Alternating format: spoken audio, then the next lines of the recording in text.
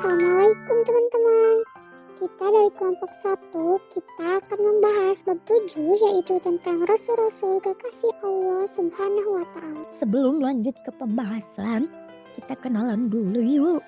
Ini dia kelompok 1.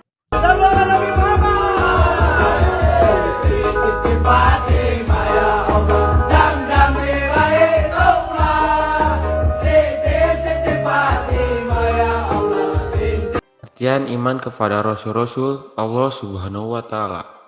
Iman kepada Rasul berarti meyakini bahwa Rasul itu benar-benar utusan Allah Subhanahu wa Ta'ala yang ditugaskan untuk membimbing umatnya ke jalan yang benar agar selamat di dunia dan akhirat. Pengertian Nabi dan Rasul.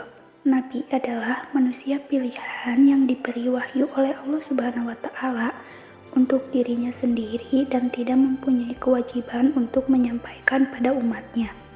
2. Rasul adalah manusia pilihan Allah Subhanahu wa Ta'ala yang diangkat sebagai utusan untuk menyampaikan firman-firman-Nya kepada umat manusia agar dijadikan pedoman hidup. Jumlah nabi berdasarkan hadis riwayat Ahmad ada 124.000 nabi. Jumlah rasul berdasarkan hadis riwayat Ahmad ada 315 rasul.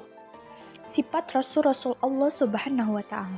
Yang pertama ada sifat wajib, yang kedua ada sifat mustahil, dan yang ketiga ada sifat jaiz.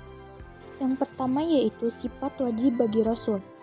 Sifat wajib artinya sifat yang pasti ada pada rasul. Tidak bisa disebut seorang rasul jika tidak memiliki sifat-sifat ini. Yang pertama, seorang rasul memiliki sifat sidik, yang artinya selalu benar dan jujur. Rasul juga memiliki sifat al-amanah, artinya dapat dipercaya. Para rasul senantiasa menjaga diri dari segala perbuatan dosa untuk menjaga kepercayaan umat atas dirinya. Yang ketiga, seorang rasul itu memiliki sifat at-tabligh, artinya menyampaikan wahyu. Dalam menjalankan tugas kerasulannya, seorang rasul wajib menyampaikan wahyu yang harus diimani oleh umat manusia. Yang keempat, rasul memiliki sifat al-fatonah, artinya cerdas dan bijaksana. Sebagai utusan Allah Subhanahu wa Ta'ala bagi umat manusia, para rasul mampu untuk memahami berbagai permasalahan umat sekaligus memberikan jalan keluarnya. Selanjutnya ada sifat mustahil, artinya sifat yang tidak mungkin ada pada diri seorang rasul. Yang pertama, mustahil seorang rasul memiliki sifat al-kizib, artinya berbohong atau dusta. Semua perkataan dan juga perbuatan rasul tidak pernah palsu dan mengada-ngada. Yang kedua ada al-hiyanah, artinya yaitu mustahil bagi seorang rasul untuk berkhianat. Yang ketiga al-hitman, mustahil bagi seorang rasul menyembunyikan kebenarannya. Setiap firman yang Rasul terima dari Allah Subhanahu wa Ta'ala pasti akan disampaikan kepada umatnya. Yang keempat, mustahil bagi seorang Rasul memiliki sifat al-baladah, artinya bodoh.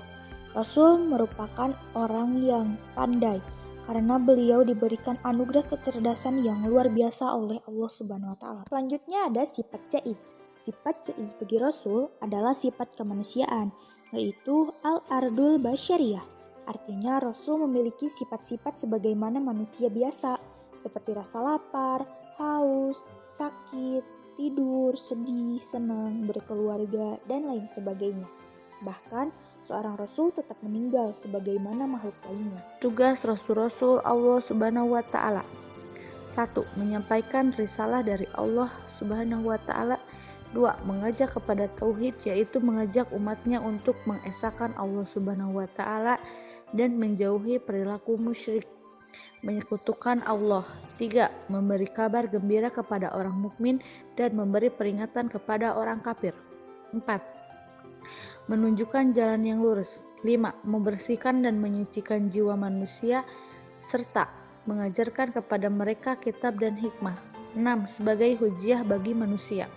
Hikmah beriman kepada Rasul-Rasul Allah Subhanahu wa Ta'ala. 1. Makin sempurna imannya. 2. Terdorong untuk menjadikan contoh dalam hidupnya. 3. Terdorong untuk melakukan perilaku sosial yang baik. 4. Memiliki teladan dalam hidupnya.